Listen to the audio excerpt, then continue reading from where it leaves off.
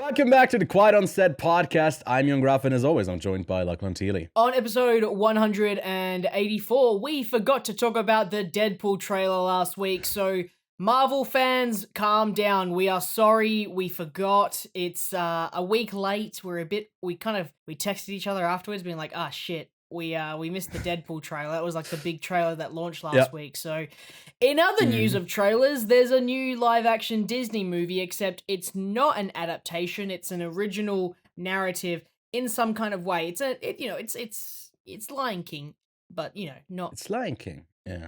Not the one that we want. It's live action in quotations. Lachlan, you sat through Boy Kills World and rewatched Mulholland Drive. And I watched some films in preparation for Cannes, like Open Range, Fish Tank, Eastern Promises, Bram Stoker's Dracula. I also watched Radio Silence horror flick Abigail, Guy Ritchie's The Ministry of Ungentlemanly Warfare, and The Idea of You. Finally, sexy has never been so sweaty in Luca Guadagnino's latest complex romance film, but instead of two blokes in a beautiful Italian town set in the 80s or a road trip of flesh, it's tennis. Challenges stars Zendaya, Mike Fast, and Josh O'Connor in a steamy back-and-forth complex relationship match. Does it land? Does it foul? Or does it just straight up fail altogether? Ewan and I have so much to talk about with this movie. Stick around to hear all about it. Other than that, let us roll that intro. We are professional. This is a professional podcast. Yes. Breaking Bad and Better Call Saul. Hello there. Which actually, Did you this get is gonna me a be hat a as bit... well? Yes. So I've got Dooncam. It's just a camera with my Dune Steelbook. Welcome back. Lachlan, I don't know if you ever played tennis or know the terms of it. I feel like if we had the lingo, we would have to use that until it gets really annoying, but unfortunately never really played that much. It's funny because I've played tennis, but out of all of it, it's one of the only, that style of game I haven't really played that competitively. I've only just recreationally done it, but I've done table tennis. I've also done badminton, and I just prefer the smaller courts. I don't like the big one. I don't really, I can't really move that quick like tennis players do. They have the really good reaction times, but that's just not something that I can do, but it's impressive stuff, yeah.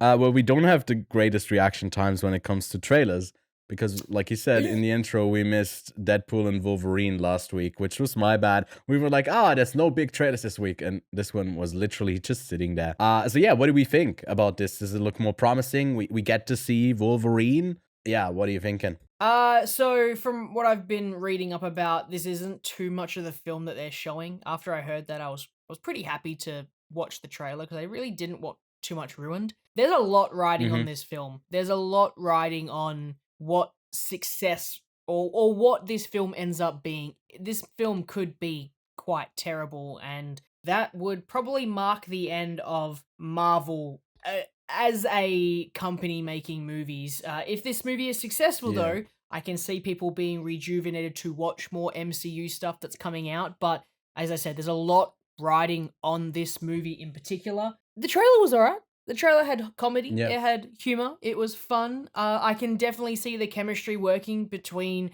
Ryan Reynolds and Hugh Jackman, and I think that there's a potential here. I know that they're also doing reshoots at the moment. I've been reading that as well, that they're actually trying to squeeze more cameos in.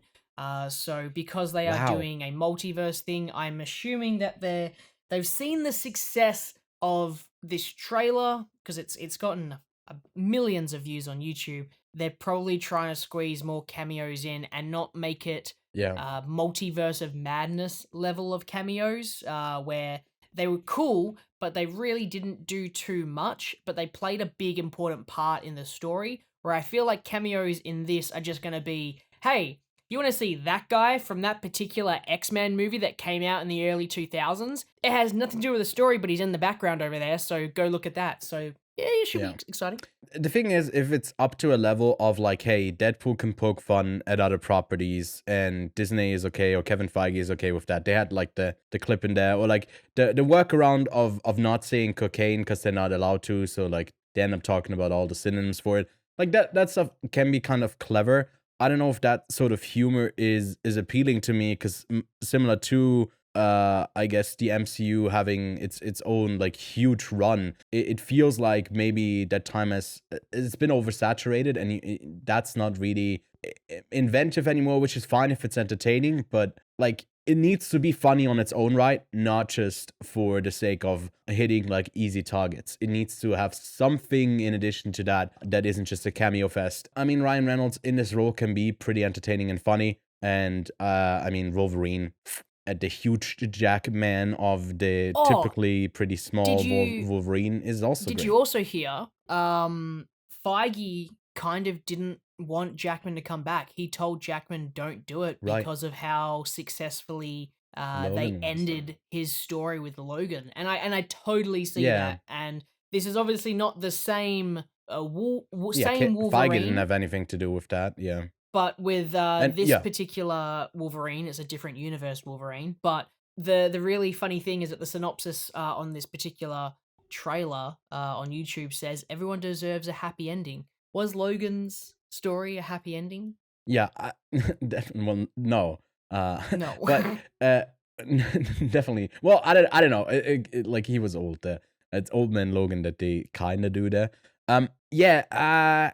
I like many other people have said. I think on the internet, been very vocal about that. Don't fuck with the ending of Logan, because it's Deadpool. They very much maybe do that, but in a like really lighthearted, sarcastic way. I hope they don't, because I feel like there's a lot of other stuff that you could do with it. I feel like the movie stands on itself on its own though. So if they do, boo-hoo, there's bigger problems in world and even in media that you could care about other than that. But I hope this movie, much like Logan by itself, obviously not going to be up to the same level. I would be very surprised, but can do its own thing. And we'll see. We'll see. I mean, it's not too far off. July 24th is when that will be out in theaters, and we'll be the first to cover it once it does. Mufasa, The Lion King.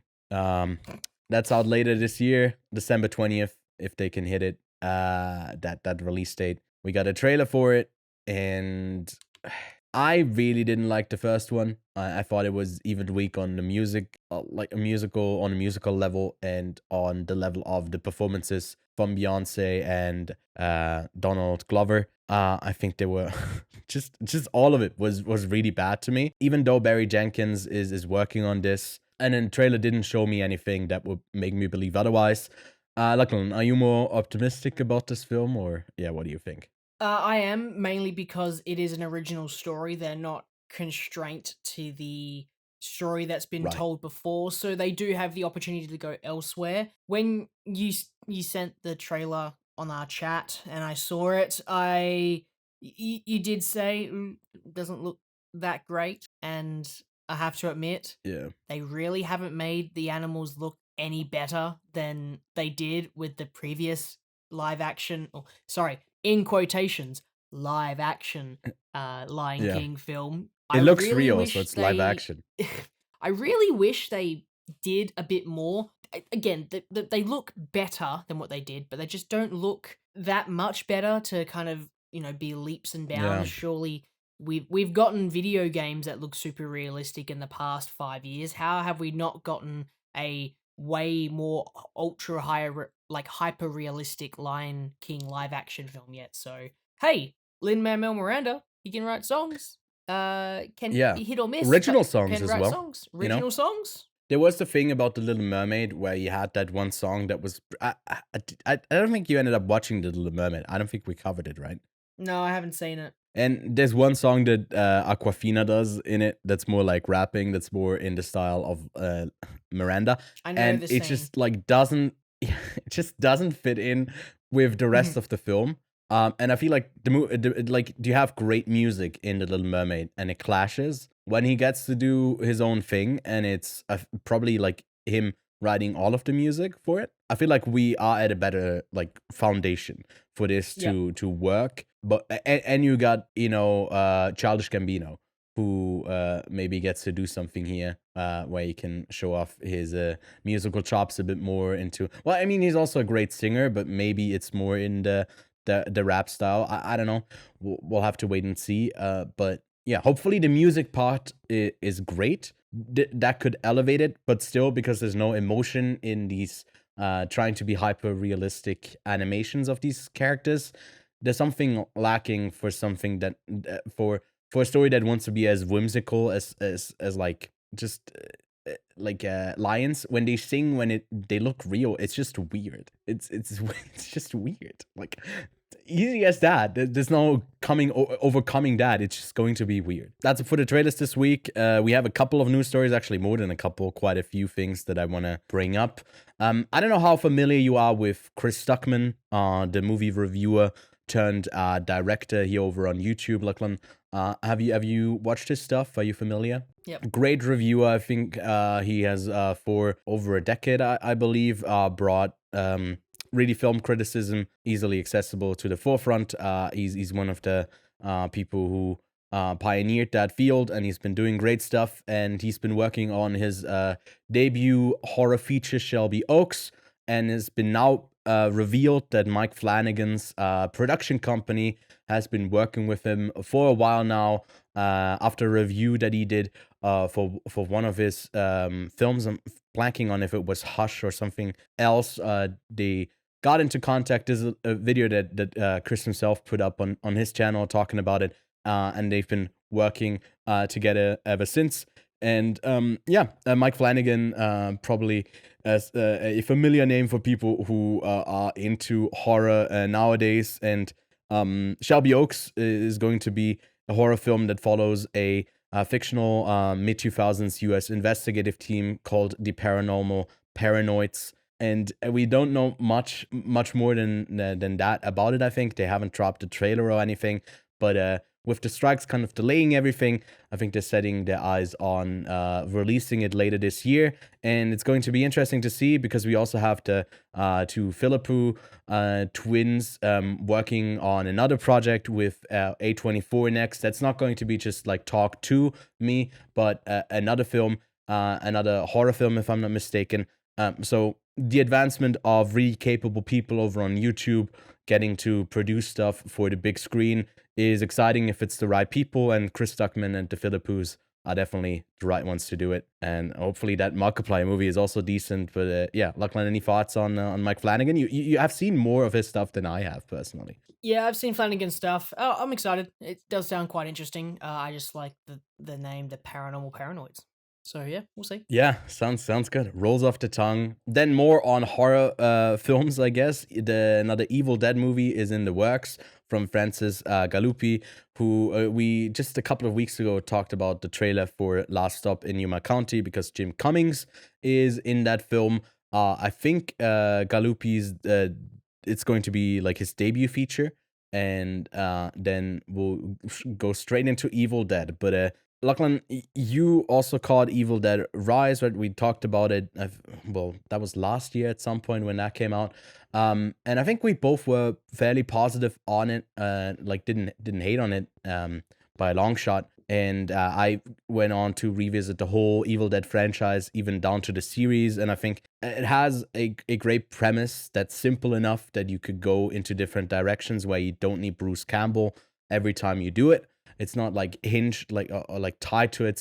Like the issue with Scream at the moment is that like going into another direction that is not Sidney Prescott is not really possible when you've ditched the other people that were part of it. It's harder to establish that because it's always tied back to that one thing. You don't have that issue with Evil Dead. So to me, I haven't seen Last Stop in Yuma County. It literally starts coming out this week in the States. So we'll have to wait and see if it's like a capable debut feature. But for another Evil Dead movie, I'm actually kind of ready for. I think this is good news overall. But yeah, Lachlan, what do you think? I'm in. Sign me up. Just don't reinvent the wheel. Just go with the formula. Evil Dead hasn't been played out as much as Scream, as much as any of the other horror remakes. So just don't reinvent the wheel. Yeah, don't do the last what is it called? The Exorcist Believer is what it was called. Which, by the way, I saw that there was a different director. It's not David Gordon Green, I think is his name.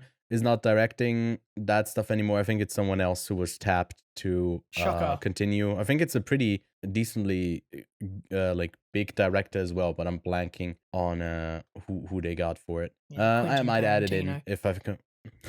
Yes, I'll add it in post if I can find who it was. Fix it in But post. yeah, we talked about Deadpool versus Wolverine a bit ago with the trailer that dropped last week, and I do have an interesting quote that I briefly wanted to talk with you about from the Russo Brothers, that the claim that Marvel isn't out of touch. It's more of a issue with the younger generation who watches stuff differently. Now, we don't have to go into the nitty-gritty of what they actually said, and like if this is like fundamentally something dumb that they said here, but just kind of your opinion on if this is really an issue of quality of the films, or maybe the type of stuff that gets produced, or with the younger audiences who turning more to short form content and not really going out in droves to go see films. Like, where do you feel like the future is heading for cinema, and where do the problems lie? It's a big loaded question, Lachlan. Yeah, man, load it up. Do you want to add anything else? Do you want me to talk about the state of the union? Yeah, maybe do it on Argentina. Insert country here. Yeah, exactly. Look, I think that the Russo brothers aren't fully correct, aren't fully incorrect. I think that Marvel does have an issue with trying to figure out what its audiences want. So Marvel is out of touch with its audience because collectively, even Marvel fans have not been liking and enjoying the most recent Marvel stuff. There are people who are enjoying it, and there are people who aren't enjoying it, but they're not all collectively, positive. A great example of a most recent Marvel movie would be Guardians of the Galaxy, which was mostly positive, which is what a lot of their previous stuff has been like. However, more recently, the rest of the filmography of Marvel has been pretty mixed, if not more towards the negative side. Now, I think that they make a good point about the the shorter form content that people are attracted to. I think that his name's Phineas, it's Billie Eilish's brother, said recently a similar thing about how music, no one really appreciates albums as much as they used to. They don't really appreciate songs. They appreciate the part that goes viral in the song, and that's thanks to obviously TikTok making particular parts of songs quite popular, and the rest of the song is kind of forgotten about, right? So, and the thing is, songs have always been like that. There's always been songs that have had their catchy moments, and the rest of the song no one really knows the lyrics to, but I guess that it's a bit more prominent now. And again, this is where I think my argument comes in, where it comes and goes in waves. I think that TV, online, movies are the three big things right now, where you can have film content, TV show, miniseries content, and then you have online content. And at the moment, I feel like, maybe 2-3 years ago, TV stuff was really high quality, and movies were getting less funding and TV shows were getting massive funding. And now it's kind of going back the way of movies, where they're not getting as much, well, they shouldn't be getting as much money as they are, but a lot of other productions are getting produced for movie-based content. But now I find that online content is getting quite a bit of revenue and funding for online viewing content that's free. It's a weird mixture of where it goes, right? So it's just right now we're in a stage where Marvel, Disney, the biggest entertainment company in the world, producing these Marvel movies has been on such a good run of hitting what people wanted that they're now hitting duds, and they're trying to make, something out of it. And that's just them being currently out of touch. I don't think it's got to do exactly with one thing or the other, but it's a mixture of out of touch, short film content being extremely popular right now, but I can see that going on the way out, especially with how movies have been getting longer and people are happy to see that. Oppenheimer is a fucking great example of a long form content that people were willing to see. But if you go back even a few years ago, long form content people were kind of complaining about, like The Irishman, right? Everyone complained that The Irishman was 3 hours long. Killers of a Flower Moon was getting on that runtime, and everyone was like, "Yeah, whatever. It's not 3 hours long like the Irishman was." So it just comes and goes in waves. I think with Oppenheimer, we do have a bit of an anomaly for like a younger male audience still going out to see a film. Because that was really popular in the like 18 to 24 range, which wouldn't, I think, sit down for a Scorsese movie regardless. And you can kind of see that at the box office when you look at Nolan, when you look at Scorsese. Scorsese never had a draw that was like hugely successful. I think his biggest, if at the top of my head, was like 200 and something, maybe 350 worldwide. I don't think he's had like a super huge monetarily like successful film in his career. But yeah, like probably like The Passion of Christ would have been one that did super well, but I don't know at the top of my head. But yeah, like getting audiences back into theaters is a tough thing to do when you don't really know where it shifts next. I mean, recently a bit more back into the history of film and looked at like the big breaking points when in the 50s when the TV became a bit more prevalent, and at one point in the States you had such a large movie going audience that was like weekly about I think a third of the entire country went to see like a film, which is crazy. Like you wouldn't get those numbers like never again. It's just because ticket prices have gone up that it seems like movies are doing similar or like way better than they used to do. But if you were to adjust like the actual like people who went to see a film, it's so much lower, just because content has shifted from being less consumed and less exclusively shown in cinemas, which is great for accessibility, but ultimately maybe for not for the films themselves. Someone who's been really vocal about that is Matt Damon, who said that like it used to be that way, that it's basically a second opening for your film when it comes out on DVD or Blu-ray, but because that has kind of been taken away and gone to VOD. I mean, that's similar-ish what's happened there, but it seemingly is like way less of a thing where you get kickback as an actor or like other creatives, because that was something that changed so quickly that it obviously we got the strikes for that last year. Long story short of what I'm trying to say is that we don't know where it's going next, and the industry doesn't know, and they didn't know when it happened with TV, and it still kind of ended up surviving. I think blaming the audiences is a hard thing to do, because ultimately they'll just get the stuff that you present them. Then you get a false feedback loop if you present them something that they like, but it's the only thing that the like big audiences mass appeal would even go to. So you would have to show them other things to even get them interested in something. So I feel like it's I don't know if you can say definitively that it's like clearly someone's fault or the younger audience is to blame, but we can definitely see a shift of like disinterest in a whole thing, and attention spans getting lower is another like issue in theaters, where the experience of people who go, I hear from people countless times that when they go to public screenings, people are just on their phone or they film like the whole thing so they can put it on social media later for like a clip, so they don't go in for the movie experience, but just from the gratification that they get from posting something about it afterwards. So it's all about the connection, like just taking a bit-sized thing, not the whole thing. And I think that is like a bad thing that is happening. I think that is not good for us as humans overall of how we consume media. I'm mixed about it as well. I think the Russos, the way that they phrased it, which it isn't like it seems kind of out of touch, and then the claim isn't completely right, but there's some enough truth in there for us to talk about this for like a couple of minutes, I guess. In addition to that, I think the Russos haven't done anything since Endgame that was good. All of their stuff has been like okay to pretty bad.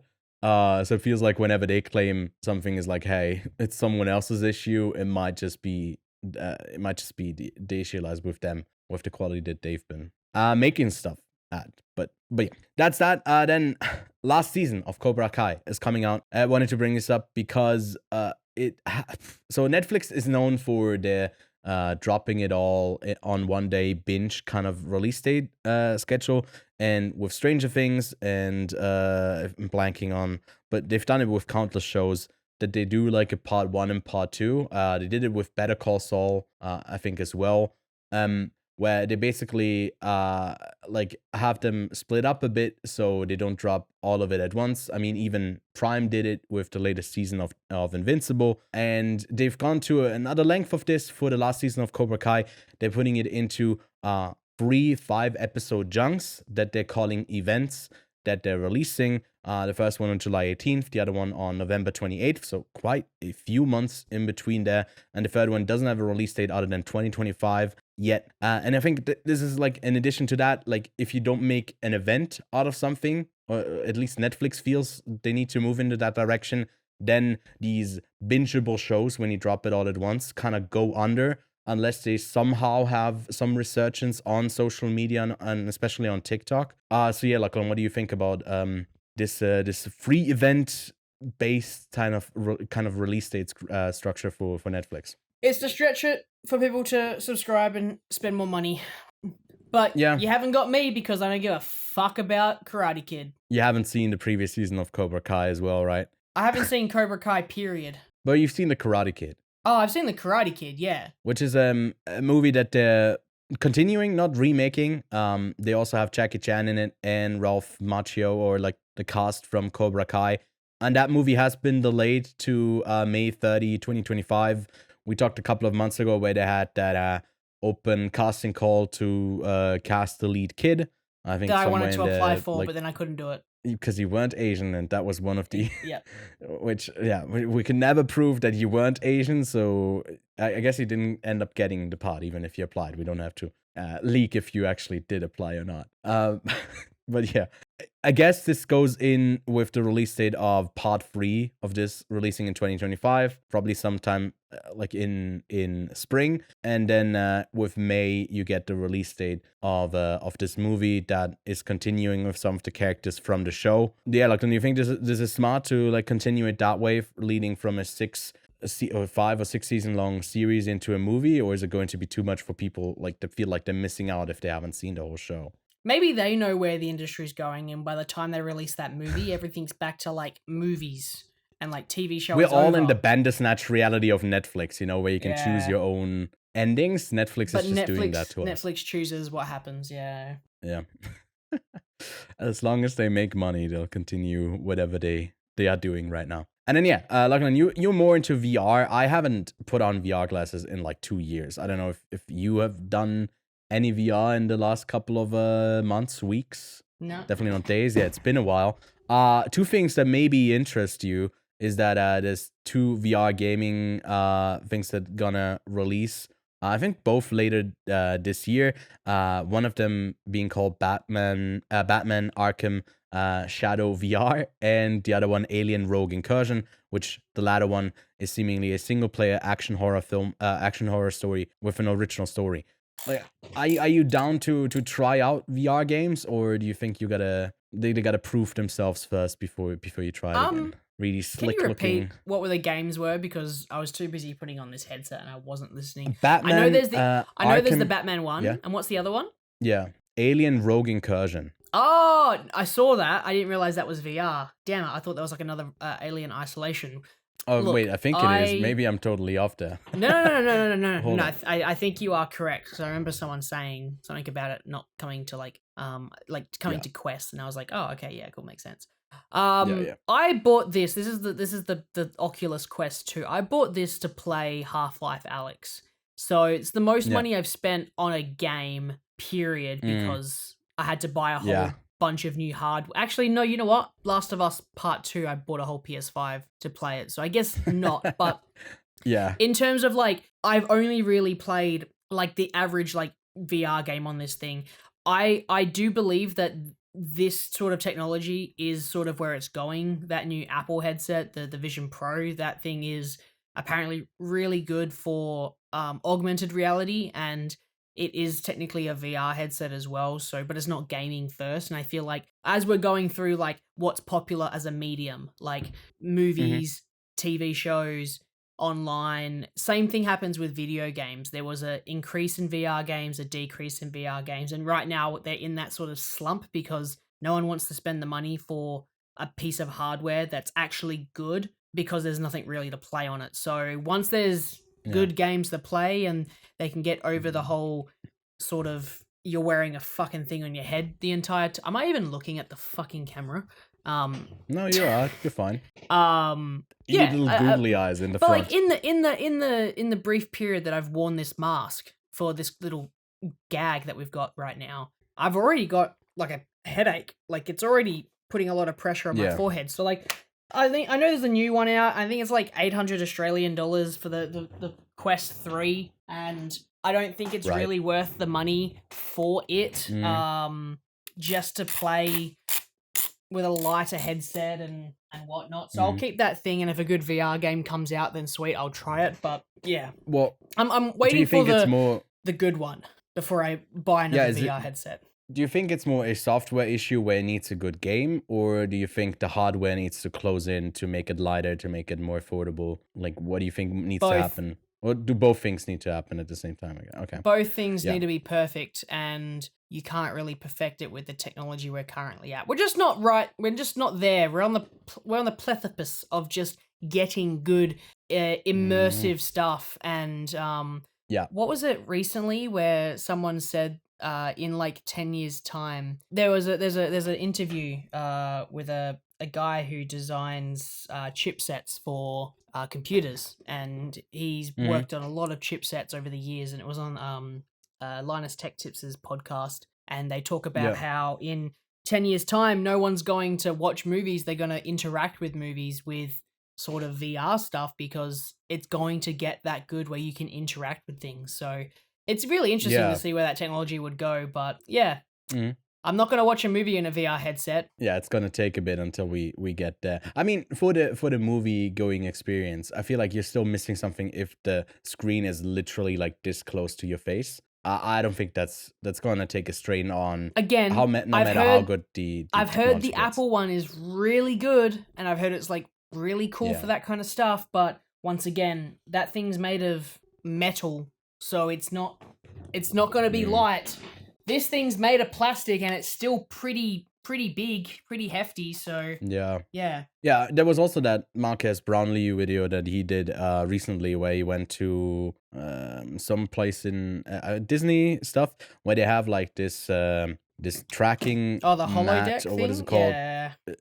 When you can walk on it. Yeah, that'd be cool. That was an interesting technology that obviously they would, I think, first use in their parks. But that's like something that the treadmill thing of actually interacting physically with a space for VR, that, you know, that's something future tech. If they can get that right, I think that's another step into that direction, where we're closer to Ready Player One. Like, woo, Easter eggs, cool. Woo. Ready Player One, isn't this amazing? Shit adaptation. But in the current reality that we live in, we have Warner Brothers, execs taking huge cuts, pay increases, and then cutting movies like Scoob, like a Batgirl film, and I think there was another one, the Coyote versus Acme. But they still hold the license to something like Scooby-Doo, which they've now sold to Netflix, or licensed for them to make their own live action Scooby-Doo series with Greg Berlanti to produce, who is a producer that you might be familiar with for his work on The Flash for years, and Arrow, like that whole CW show universe. He also directed Love, Simon. He was a producer on Green Lantern. But he's been doing a lot of TV stuff. He was the producer on Riverdale as well. And yeah, basically a bunch of stuff from the CW. So this is not very promising because these shows like a Riverdale aren't like something that has a lot of quality, but they still resonate with usually a teen audience quite a bit. But yeah, what do you think about Scooby-Doo going live action on Netflix? We've already had a live action. It was perfect. Netflix, don't fuck it up. Yeah. Simple enough. I don't think I have much to add to that. Don't do a horrible job with it. Lastly, All of Us Strangest filmmaker Andrew Haigh is set to direct a film about Leonardo da Vinci for Universal Pictures. Definitely a step up when it comes to the budget he's probably going to get to do a movie like this. Lachlan, we were both big fans of All of Us Strangers, a beautiful movie. Yeah, what do you think he does with Leonardo da Vinci? And do you think like it can be a great film, or do you think he's like cashing out for a bigger like studio film? No idea. I mean, if it's just gonna be a biopic, cool. If it's gonna be like a romance movie where Leonardo DiCaprio falls in love with like a different inventor, Yeah, turns yeah, out to I'm cool. be I'm in. dead I'm the in. whole time. I'm in. Yeah. Yeah, I'm in as well. I think Andrew Haigh has really proven himself to be someone who can certainly write an amazing film, and yeah, really interesting to what he's got cooking for this one. But yeah, that's it for the news. In the meantime, you can leave us a rating on Apple Podcasts, on Spotify, on wherever you listen to the show, and also subscribe on the YouTube if you're watching there. Leave a like, and if you want to support us further, then you can use those Amazon links below. If you purchase something, we get a kickback from it, and it helps us to attend upcoming festivals like where's my hat?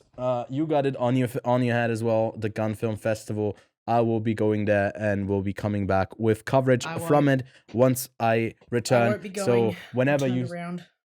Unfortunately, you won't be, yes, but you'll be there in spirit with me, and maybe hiding on the bottom. I'll like use my phone to, yeah, to get thrown out of it. Like last year, we were on a screening on the movie that just came out with Sean Penn. It was used to be called Black Flies. I think they changed it now. And there was a guy who literally recorded like 4 2-minute long clips of the movie, just like held up his phone, and no one did anything. So he was doing true justice to show everybody how shit that movie was before it came out. He was like, no one's gonna believe me, let me record it to show everybody how bad this movie is. He took one for the team. What wasn't Mike Tyson in that film? And he definitely recorded all of the scenes with Mike Tyson. I don't know if he was just in for that and thought that would be a funny meme. But yeah, that's that. Yeah, let's get to what we've been watching this week.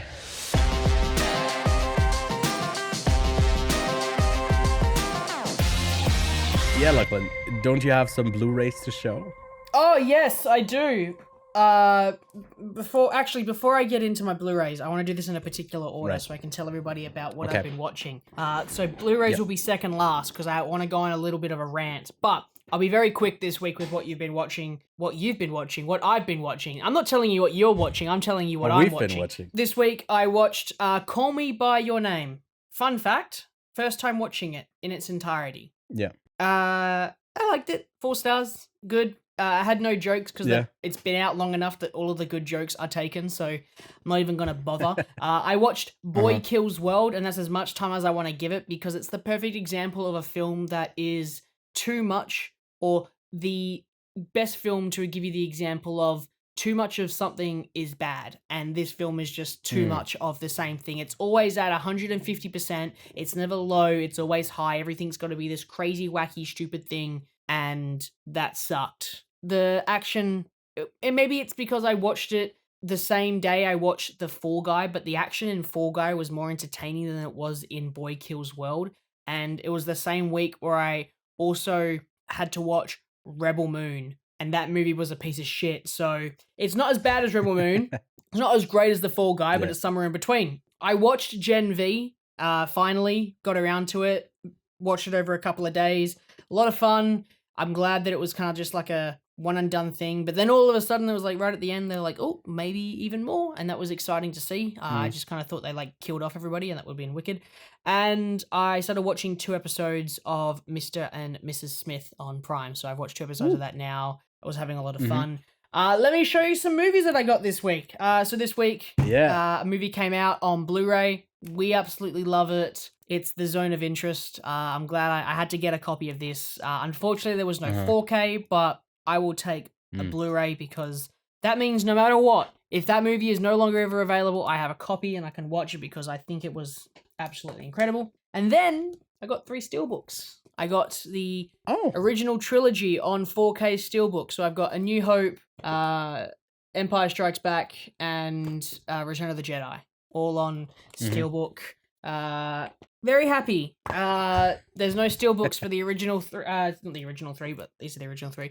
for the prequels. Mhm. And whilst you were away, I was talking to myself and I realized that I have never watched Star Wars in a high quality format. What do you watch it in? So I originally watched it on a VCR player on a plasma TV back in early 2000s. I have most recently watched it when I went down south on a holiday, but I watched it on a really teeny tiny TV in a Airbnb off of my computer. And the only other time I've watched Star Wars in between that is maybe just on my computer. But I've never watched it on a big screen, which kind of sucks because it's playing in cinemas at the moment, and maybe I should just go catch one of them. But I was looking at the back of this and I was like, 7.1 surround sound, 4K. I was like, when I eventually put this on this TV, this is going to be the best quality I have ever watched this movie, which is really interesting to say. Yeah. But yeah, that's a fun little weird fact. And yeah. Anyway, the last thing I want to talk about is a movie that I rewatched, and it's interesting because I watched it a long time ago. Almost a decade ago, I actually watched this movie for the first time. It's Mulholland Drive. Have you seen Mulholland Drive? I started it like a couple of times, but it was always late at night, and I was like, no, I gotta sleep. So I haven't seen it yet. No. You're okay. I had a friend ask me my favorite directors, and I named a bunch of them, and I named David Lynch as one of them. David Lynch has always been a big inspiration for me because I really enjoy what he does. And the funny thing was, my friend said, well, what is it that you like about his work that you enjoy? And I was sitting there and I was like, I actually haven't seen it in a while. I can't really remember what I enjoy from his movies. So I think I'm about to start my deep dive down the rabbit hole of David Lynch content. I'll probably, I started with Mulholland Drive, and I'll probably end with Twin Peaks because it's such a long 3 seasons to get through. But I started with Mulholland Drive because it is his highest rated, most well-known film, at least from a mainstream perspective and from the art house cinema crew. Mulholland Drive, when I rewatched it, it's my second time watching it, and I realized that this is one of those movies like Donnie Darko, like Memento. On the rewatch, you get so much more out of it than the initial watch. So for anyone who has never seen Mulholland Drive, you should watch it, put all your thoughts away, and then rewatch it, because you'll be sitting there going, I feel like I've had the rug pulled underneath me, and on the second watch, you'll go, oh my god, he was telling me from the start. Mulholland Drive is just this fantastic movie. It's beautiful, it's funny, quirky, weird, and it made me realize the reason I love David Lynch so much is that he's unapologetic, he doesn't explain himself, and his movies are one of the very few filmmakers that I wouldn't only consider his movies, but art themselves. They're literally artworks. They're moving pictures. They are just fantastically put together. So I'm gonna go on a deep dive of David Lynch again. David Keith Lynch. I've just discovered his middle name's Keith, which is fucking great. I'll start with Mulholland Drive. I'll probably make my way next with The Elephant Man, Blue Velvet, Dune. I'll do Eraserhead, Lost Highway. The funny thing is, the only one I actually have not seen is Inland Empire, which is his horror movie. I'm pretty sure it's more horror than anything else. Which has Justin Theroux in it as well. It does have Justin Theroux, who is also in Mulholland Drive, and Laura Dern's in it. So yeah, I'll be very excited to watch that. But I'm keen to get back into my weird filmmaking people I fanboy over. So yeah, that's what I've been watching. You can kind of see where I'm going to be going over the next few weeks. Ewan, what have you been watching? Sounds exciting. Lynch is a bit of a blind spot for me, so I definitely need to watch some more of his stuff. I think I've seen Elephant Man. I don't know if I've seen much beyond that, to be honest, other than some short films. But yeah, definitely a blind spot for me. I watched some stuff. Let's get to the stuff that new releases. First, Abigail, the now leaked vampire movie. If you see the promotional stuff, it's obvious. The little girl is a vampire and she's killing the people that are locked in with her. It's from Radio Silence. They did Ready or Not. They did the last 2 Scream films. They're pretty bloody with the stuff. At least like one complete explosion of a person that turns into a puddle of blood per movie is what the requirement is, not for Scream, but for Ready or Not, that was definitely what they did, and they do it here in Abigail as well. It's a very a bloody movie. It's entertaining for most of it. I don't think it's great. The little girl is definitely the highlight here, where she does this psychotic vampire character that goes from really being bloodthirsty and wanting to kill back to like an innocent girl of what she's trying to play, and then she even gets to do a bit more towards the end. For horror fans, maybe it's a decent shout out, not a must watch. And then the latest from Guy Ritchie, The Ministry of Ungentlemanly Warfare. I think it's coming out on streaming this week as well, so more people can catch up with it. Like yourself, Lachlan, if you're interested. I wasn't, to be honest, that much. I'm not the biggest Guy Ritchie fan, but his suave characters that just get to kill people and just do crazy things where they take nothing in as a threat, and they're not really threatened at all in this film. Is like something he does well. That sort of lowbrow entertainment where you don't need to think twice about anything. I wasn't particularly entertained by it. I think The Gentleman, the TV show that he did on Netflix, is like, although I think he probably did like the producer thing where he directed the first 2 episodes and probably didn't do the rest of them, just guessing, but it's probably how that's structured out. I think that show is way better than this latest film, and I recommend it over it. But hey, 2 films from Guy Ritchie with the word gentleman in there. Then After the King, a dog going on a run, and he's a stray dog, and they take him in, and he goes on this crazy long adventure where they basically Mark Wahlberg has another last effort where he failed previously to do like an adventure run or something like that, where you run for like a couple of days straight over like a jungle terrain or something like that, just through wherever, and you make your own kind of path. This movie is trying to be feel good in a way, and then having like the animal lover side to appeal to it, like when the dog is struggling or something like that. I didn't particularly connect with it. I think it's a pretty movie, but if you like dogs, then maybe it will do something for you. Then I just finished, before we started recording, The Idea of You, that's out on Prime now, with Anne Hathaway falling in love with a pop star. I'm blanking on the guy's name who played it, but he was also one of the, I think he was the lead Chalk in Bottoms.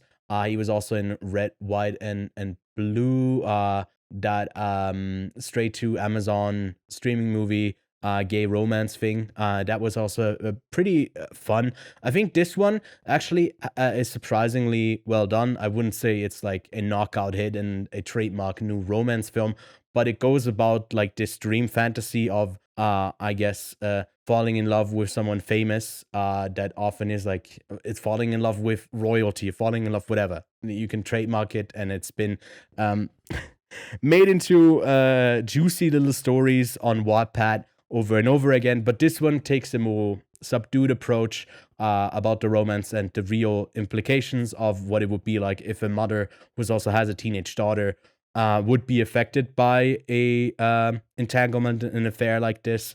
And I think it doesn't do it in a super cheesy way. So Idea of You gets a light recommendation from me. And then lastly, Scoop, Prince Andrew Netflix film about the interview and how that came about.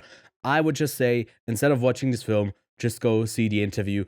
I don't think the stuff leading up to this interview wasn't all that interesting. It's like one of the characters that is portrayed here that ultimately gets to do this, gets to organize this interview, wrote a book about it, and that's what they're adapting. And it feels like it's just like their moment in the spotlight for like, hey, look guys, I did this thing, which is fine, great that she did it, but the interview is still the most appealing thing about it. And they do a recreation of it, but it's all in the lead up, and I don't know if it's worth like that this exists, other than like, hey, this happened a couple of years ago, I should maybe watch the interview again. A couple of things I didn't get to, I will get to that next week, is the John Green adaptation of Turtles All the Way Down, Knuckles, that series. Unfrosted, I started, it looked pretty bad so far. Arcadian and Humane. But I did watch a couple of films in preparation for Gun. I will just briefly give you a thumbs up, or there's no thumbs down, but somewhere in the middle of how I feel about these films. I will be doing hopefully a bit more on those on my own channel, with talking a bit more about them as I am in Gun. But Open Range, Kevin Costner's film, great film. Then Fish Tank, another one that caught me off guard and by surprise, great film. Francis Ford Coppola's Bram Stoker's Dracula is just kind of decent. I think it's really gothic and weird, but I didn't really connect with it. Then Quentin Dupieux Rubber, I finally caught the whole film. Is all right, it's decent. And then David Cronenberg's Eastern Promises. I know some people love this one way more than I did. I thought it was just kind of alrightish. That also is like somewhere in the decent, but no bad films that I've watched so far in my preparation for Gun, which is promising that from these filmmakers I get to see something new in about 2 weeks' time, and it's likely going to be at least good, if not great. So yeah, very exciting times for me. I'm very keen to attend, but that's all the stuff that I watched, and I've been talking for a bit. So luckily, I'm going to hand it over to you so we can start talking about Luca Guadagnino's challenges. Tashi, a former tennis prodigy turned coach, turned her husband into a champion. But to overcome a losing streak, he needs to face his ex-best friend and Tashi's ex-boyfriend? Ooh. I think that really sets up a lot of what this movie does. I went into it knowing nothing about like who's connected to who or what's going on, who's Mike Feist, who's Josh O'Connor. I didn't know. So yeah, I had the best experience. I did get to it late, so I saw like this movie was getting so many reactions online. It's been out for a week, so we'll do our full review like with full on spoilers, holding nothing back. So far it's been received very positively with a 4.2 on Letterboxd, a 7.8 on IMDb, and an 83 on Metacritic. Comes on at a runtime of 126 minutes, and you don't really feel those 2 hours. I gotta say, they really fly by like a good old entertaining tennis match. It comes in on the higher side when it comes on the higher side of I guess Luca Guadagnino's productions when it comes to box office, but also on the budget. This movie was certainly the most expensive one, having cost 55 million. But it's also done quite well at the box office so far. I think it overtook Call Me By Your Name just in a couple of days in the total gross. I think the movie is a bit more, I guess, appealing to more people. Maybe it is off of the huge fame that Zendaya is currently in. Or maybe it's just because it seems so juicy and so sweaty and so sexy that you can't look away from it. It certainly isn't the tennis that it's attracting people to it, but everything in between. But then it's also making the tennis its own spectacle. It comes from MGM, who was bought by Amazon. So this movie will be landing on Prime sooner than later. And it comes from the writer Justin Kurkowicz, Kuritzkes, which is notable because he's also writing the next film with Luca Guadagnino called Queer with Daniel Craig. I think that one is about to start shooting if it's not already, and already keen for the next film from Luca Guadagnino. But what did you think about Challenges, Lachlan? I think that it was spectacular. I think that yes, almost every scene was sculptured and created in a way that I would almost describe as perfect. I think that almost every moment felt right. Every emotion, every beat that the characters went through felt natural. The moments that we went back to tell a story they had a purpose. They had a setup in there that would be, whether that be right at the end of the film or whether that be sort of midway through the film or the next scene afterwards.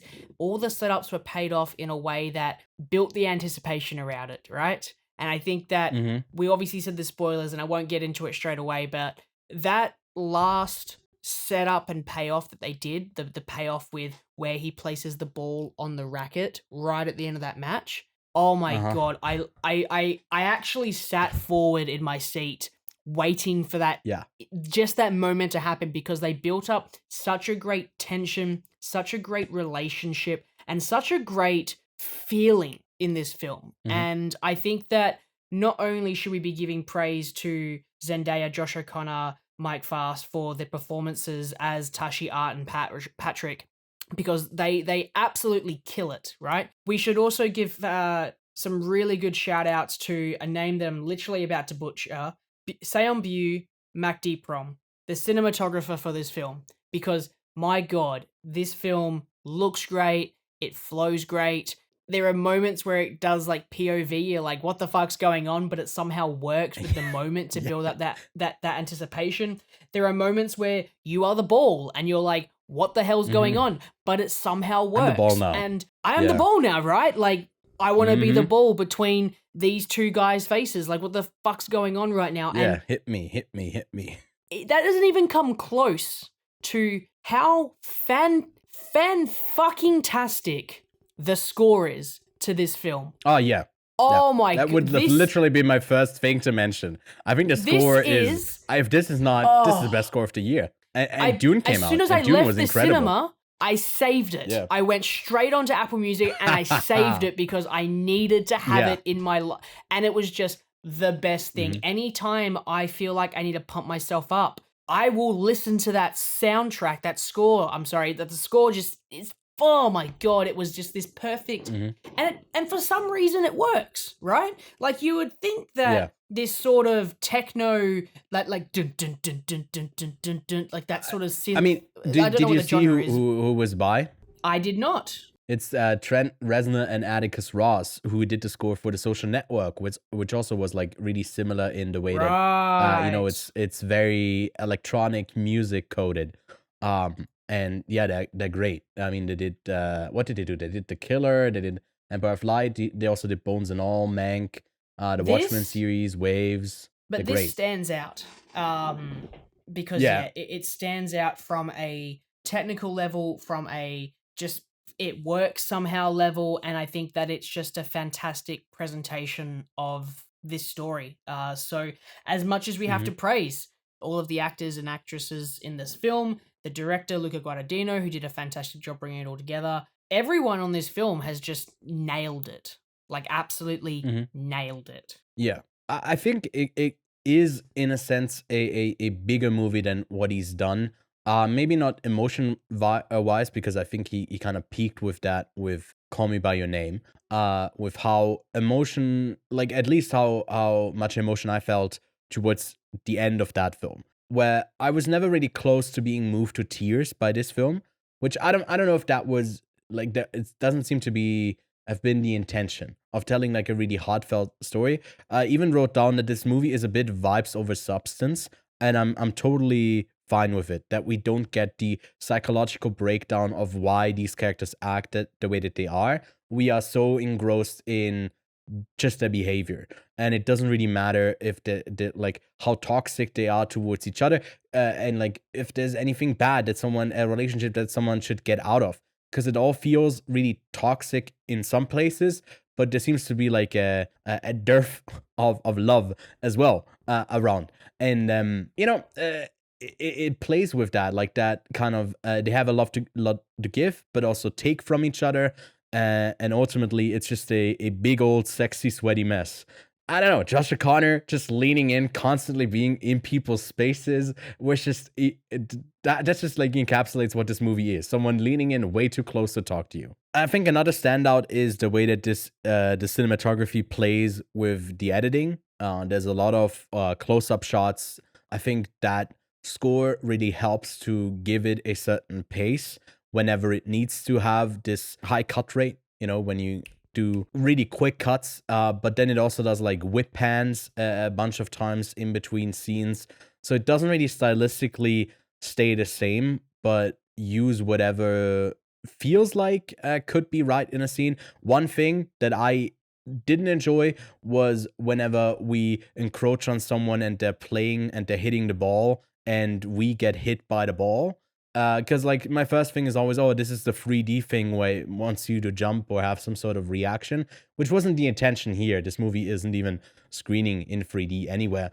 But it still felt like something that takes me out of it, because I'm clearly this transparent, ghostly existence that is observing them. That's obviously the intention, that we're not this physical being. That's sometimes stories are like that, where it feels like you're watching it from a perspective of someone that could be placed in the scene, and it clearly isn't that here. Do you think that's something that benefited the movie, Lachlan, or did that also take you out of it when like a ball hits you in the face while you were watching? No, because it would pull me right back in when that little sort of ball being thrown at my face, because I'm so engrossed with it. I kind of, as I said, I leaned forward, and there was a moment where the ball went straight past and went almost into the camera, and I went back in my seat because I like panicked. I was like, fuck, I'm in a 3D movie, here we go. And then I just went back into the film. I think that that it's there to pull me out so that I can breathe and be pulled back in, because there were moments where I couldn't sit still. I was fidgeting because I was just either anxious on what was going to happen because I wanted maybe one to win over the other, or I was in a situation where I didn't feel comfortable. I was like, why? Because you are correct. This film definitely doesn't really go into the complexities of what's going on in their head between any of the characters. And I think it would be very important to get into Tashi's head, because she is the homewrecker in this thruple dynamic that they've got going on. Self-proclaimed. So it is important to know that, but at the same time, again, I'm on this, it's the fucking score, man. I'm telling you, just the entire time that when it's dead, they just press play, and it's just dun dun dun dun dun dun dun dun dun dun dun. I'm just like, all right, cool, here we go. Which actually, I should say, there is a moment in the film that I don't think the music works at all, and it's actually the sauna scene towards the end, where they actually rekindle the day beforehand. I think so as well. All of a sudden, halfway through this scene, that sort of pumpy music comes on, and I'm sitting there going, hang on a second, this is a rekindling scene.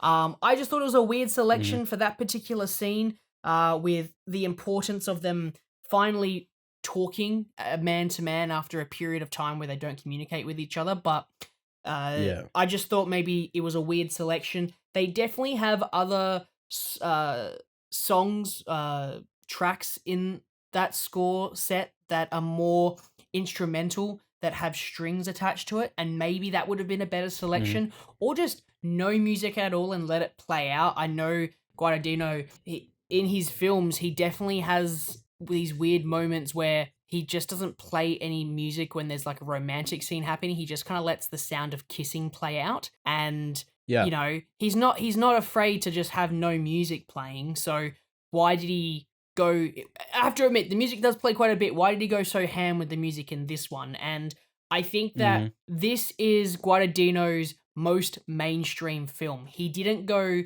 fully wacky cadoodly, romantic, lovey, sexy, flesh-eating, peach filling scenes. He decided to pull back a little bit from the full-on French inspiration, you could say, of his films, and be more constraint and be more popular with an audience. And what might be the reason is that tennis, it's a very popular sport, but there are going to be plenty of people going in not knowing the sport, so they're already going to be quite alienated going to see this movie because they're going to go in not knowing anything about the sport.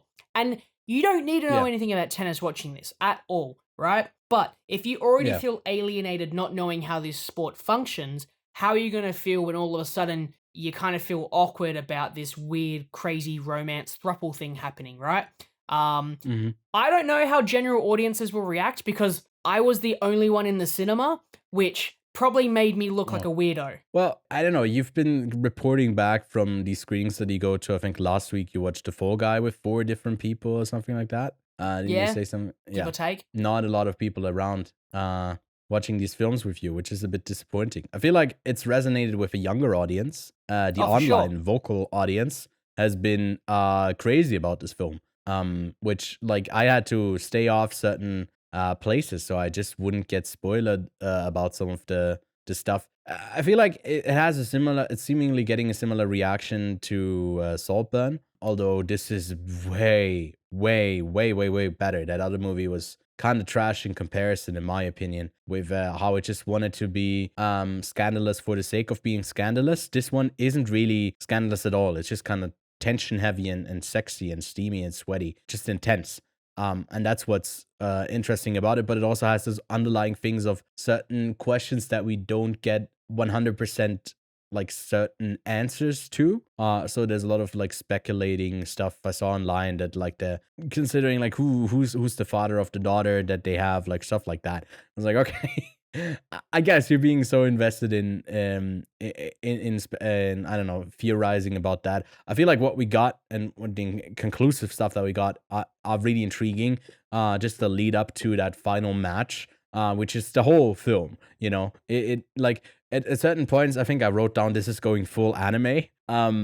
Even with like cutting back to like the one match and then establishing stuff from the flashbacks is very anime coded, and it basically does this like 1-2-1-2, I'd describe it, where it starts with that final match and then goes back years, sometimes 5 years, sometimes 4 years, sometimes 13 years, to establish these characters and the relationships that we have. But all of the scenes work in between, and I think it's really carefully and pretty perfectly assembled together.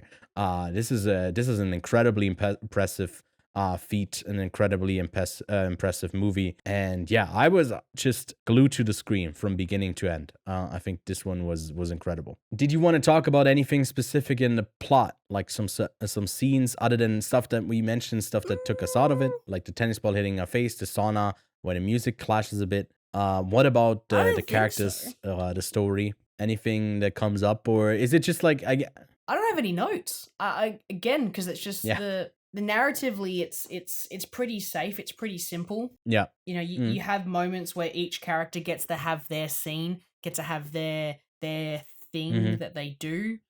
Each of them get their backstories and get their motives to where they are today. But I don't think there's any important plot points that need discussing. I think that the film actually flows quite well from a narrative standpoint. I don't think it ever really slows down at all. Mm-hmm. Yeah, I didn't mean like in a way that needs discussing to critique it, but maybe also maybe not to praise it, just to observe it and to talk about like what makes it flow so well. Like what is it that but I guess we already touched on that. I feel like it's all I the think little it's all of the things technical with stuff. It's all of the technical stuff that flow from one scene to another. It's And like the match cuts is another thing that goes overlooked really quickly, but they work with like building the anticipation of someone going up and serving, and then it cuts back to the present day. I think this movie also is working well enough for a general audience that even with the amount of back and forth with different time jumps where we get to see like maybe a point further back and then we go back to present day, and like filling in those blanks isn't assembled in a way that is confusing to a general audience. I think they'll be able to keep up with it without feeling like it takes us on the hand as people who might be more familiar with maybe a bit more of a complex film in the story structure that doesn't go linear the whole way through. And that's a difficult thing to do, to appeal to a mass audience in that way, that it isn't just dumbed down for a mass audience, but for a wider audience of, I guess, people who would consider themselves maybe cinephiles. And then you also get the younger audience who's like, ooh, this movie is just steamy. I gotta watch this before it hits TikTok in, Challenges Part 17. Talking about Guadagino as a whole, do you think this is among his best? Is it his best?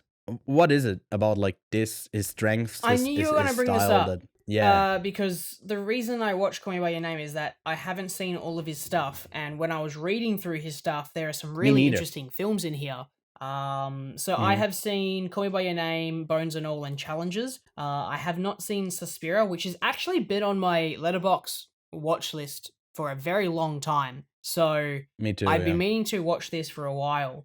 And I've recently just discovered A Bigger Splash, which is extremely positive and has a fantastic cast. So I haven't seen that either. I'm very interested in checking out his stuff and exploring what he does. But in terms of where does this land, I find that all of the technical stuff in the other films that he's done, Call Me By Your Name, Bones and All, I find that they're both just as visually pleasing, but I find them visually pleasing for a different reason. They're subtle, they're smooth, they're soft, where this film is not. It's rough, it's hard, it's fast. it's a complete opposite in terms of style and tone compared to his other films, which is what was so interesting to have only watched Bones and All before I watched Challenges. It's a complete opposite of everything I've seen of him. Now, I know that he's got some more upbeat stuff in his other film work, but Call Me By Your Name, Bones and All, very similar in terms of style and visual flair and main character and a lot of other things, but when it comes to Challenges, it's the complete opposite. So I actually, if I'm honest, I really like Bones and All. I think I gave it 4 stars. I did. I also gave Call Me By Your Name 4 stars. But Challenges, I am in the same boat that someone else is in, where I wanted to give this thing 5 stars, but I don't do that on the first watch. So I gave it 4.5. This is a 4.5 star movie for me, which kind of makes it my favorite so far. You're talking about me there, because I said that as well, that I don't want to give it 5 stars on the first watch, but it felt that. For me, I have Bones and All at like a 3.5 or a 4. And I do have this one currently at a 4.5, and Call Me By Your Name is a 5, because I've seen it more than once. I think it's pretty close to a perfect film. What goes to note here is that Mukte Prom, again, we butcher his name, we're very sorry. But he was also, he's worked with Guadagnino a couple times. At least we got Guadagnino right. You said Mike Feist, by the way, it's Mike Feist. So just we get the naming stuff. We can't be called out on those. We do sometimes get called out on those, that's why I'm mentioning it.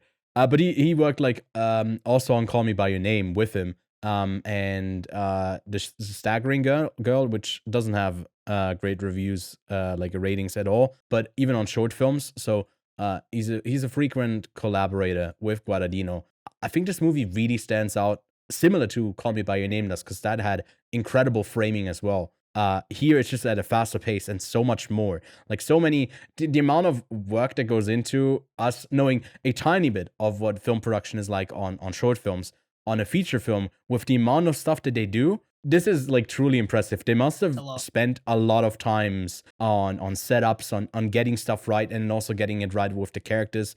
And I think we haven't talked about it enough yet, but Zendaya, Mike Feist, Josh O'Connor, they're incredible in these roles. Pardon the pun, they serve the perfect thing for what this movie needs. I don't have much to critique other than that, like, I don't like being hit by the ball. It takes me a bit out of it because it makes it apparent that it's not a real ball that they're hitting, but a digital one. And then I'm now thinking, okay, is she just doing the movements, or when is she actually hitting a ball? And these thoughts I don't want to have while watching the film.